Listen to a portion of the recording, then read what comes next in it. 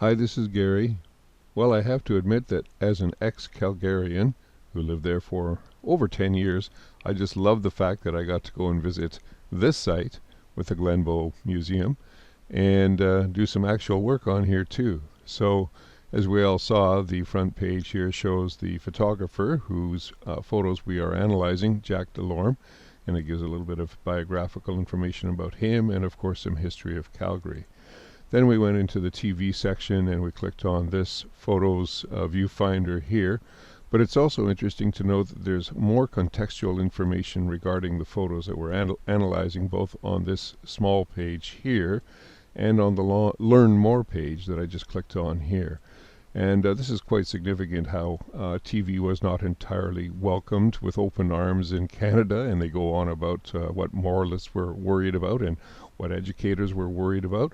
And I think that's all very important contextual information to help us perhaps analyze and get meaning out of the photographs even more. So what I also did was a search on the photographer, Mr. Delorme, and came up with the two images in question. And then, of course, we also have more information about each one of these images. And what I want to do, first of all, is establish how, in my opinion, both pictures were taken of the same class on the same day. And I must confess, full disclosure, yes, I've been checking out other people's posts, but here's what I discovered when I took a closer look at these things. Now I'm just going to copy and paste this into my partially prepared PowerPoint file, and I'm going to just put this underneath the proper picture. Whoa, it's a little tiny there, so we better bring that out a bit. Okay, so that was for the first picture, and now if I can get back to the other page and get my screen capture thing to work again for this one here, we'll post the same thing underneath the picture, which was actually picture number 4 in our list. Okay, copy and paste. I always talk to myself while I do this stuff. It helps me to focus, to concentrate, whatever. Anyway, there we have some contextual information for each one of the photographs side by side.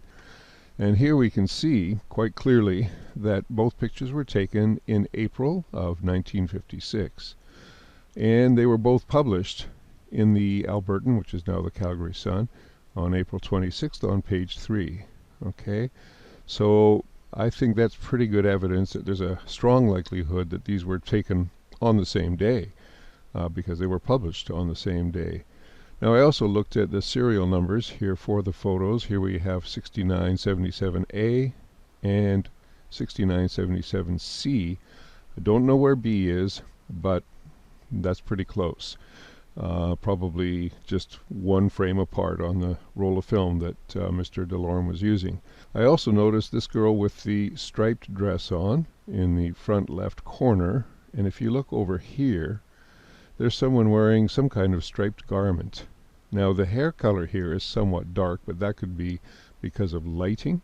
But if you look at the general shape of the haircut, it's very similar to what you see here. I also noticed the blonde girl has a haircut that's very similar in both pictures. And then we see a boy, and here is a boy. Okay, so I personally think that these were taken on the same day. It's intriguing to note, though, that one of the captions says that they were watching Adventures in Speech, and the other caption says they were watching How Does Your Garden Grow? And so I guess the only way I can explain that is that the teacher, where's her name? It should be here somewhere. Ruth Hickel, she must have been binge watching with these children. Anyway, no, I don't think binge watching was in vogue at that time. One more observation I'd like to make, and that is the fact that the children are all very well dressed, and there are no desks visible in either of the photos. This, I think, may be an attempt at stagecraft, trying to make the classroom look more modern or more high-tech. And again, why not? They are trying to promote the idea of technology in the classroom, and so why not use stagecraft? Oh dear, I almost forgot. There was one other very important detail. Notice this little guy here, okay, wearing the plaid shirt, kind of leaning off to the side, almost as if he cannot sit still very well. Well, here's somebody here wearing a plaid shirt, obviously not sitting very still because his head is a blur.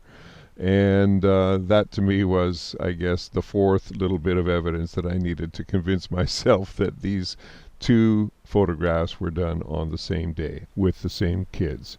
So that's my take in video. Thanks for watching, and I'm really done now.